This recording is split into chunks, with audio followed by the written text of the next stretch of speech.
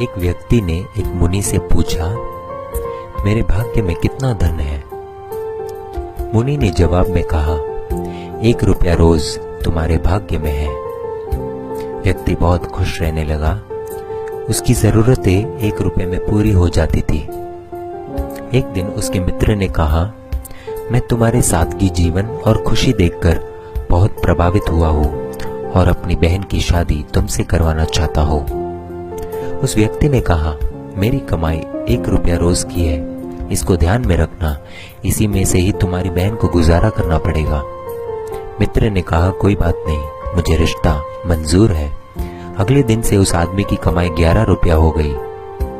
उसने मुनि को बुलाया और कहा, हे मुनिवर, मेरे भाग्य में 1 रुपया लिखा है, फिर 11 रुपए क्यों मिल रहे हैं? मुनि ने जवाब में पूछा, तुम्हारा किसी से रिश्ता या सगाई हुई है क्या?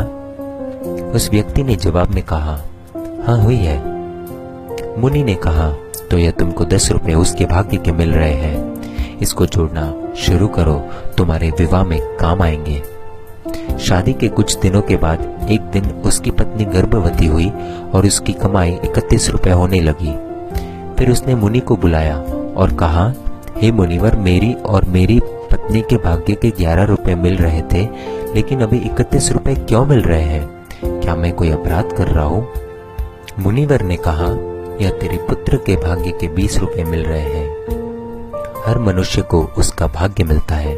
किसके भाग्य से घर में धन दौलत आती है हमको नहीं पता, लेकिन मनुष्य अहंकार करता है कि मैंने बनाया, मैंने कमाया, मेरा है, मैं कमा रहा हूँ, मेरी वजह से हो रहा है। इसलिए हमें कभी अहंकार नहीं करना चाहिए, क्योंकि हमें खुद नहीं पता है कि हम किसके भाग्य का खा रहे हैं।